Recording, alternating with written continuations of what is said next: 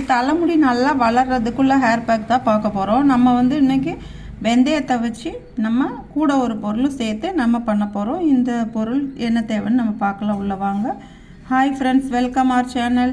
இன்றைக்கி நம்ம பார்க்க போகிறது வந்து நம்ம தலைமுடி வந்து எப்போவுமே நமக்கு வந்து ரெகுலராக ஒரு சிலருக்கு வளர்ந்துட்டே இருக்கும், ஒரு சிலருக்கு வளர்ந்த முடி கொட்டியிருக்கும், புது முடி வளராமல் இருக்கும். அவங்களுக்கு எல்லாருக்குமே நல்லா புது ஹேர் க்ரோத் ஆகிறதுக்கு நம்ம வந்து அதிகம் ஏன் வெந்தயத்தையே எடுத்துக்கிறோன்னு சொன்னால், இந்த வெந்தயம் வந்து நமக்கு நல்லாவே உதவி பண்ணும் அதுக்கு. அதனால தான் இதை எடுத்துருக்கிறேன் நான்.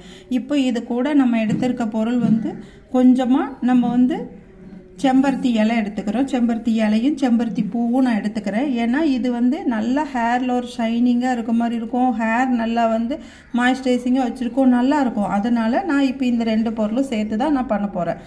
இப்போ நம்ம முந்தின நாள் நைட்டே இந்த வெந்தயத்தை நல்லா கழுவி ஊற வச்சுடுங்க. தண்ணி ஊற்றி நல்லா ஊற வச்சுடுங்க. ஊற வச்சுட்டு அதுக்கப்புறம் நான் சொல்கிறேன்.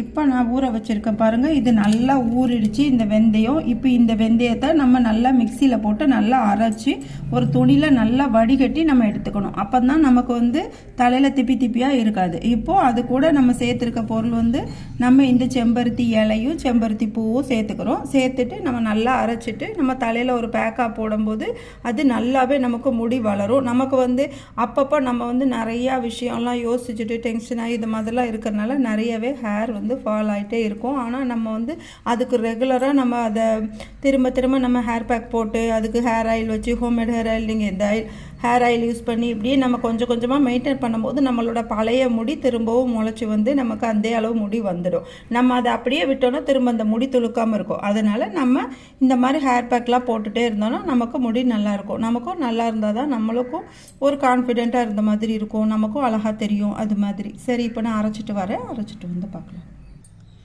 இப்போ நான் அரைச்சிட்டு வந்துட்டேன். இப்போ நம்ம இதை ஒரு துணியில் வேஸ்ட் கிளாத் ஒன்று எடுத்துக்கோங்க.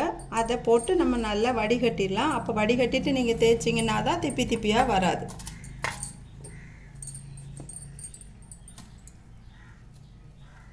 கொஞ்சம் கொஞ்சமாக ஊற்றி வடிகட்டுங்க.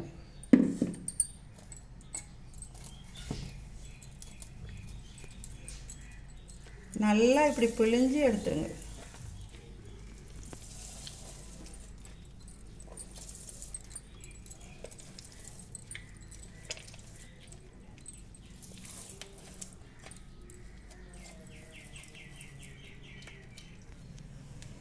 இப்போ நான் நல்லா வடிகட்டிட்டேன். இப்போ இந்த மாதிரி ஹேர் பேக் உங்களுக்கு எவ்வளோ திக்காக வேணாலும், நான் இந்த அளவுக்கு வச்சுருக்கிறேன் இன்றைக்கி.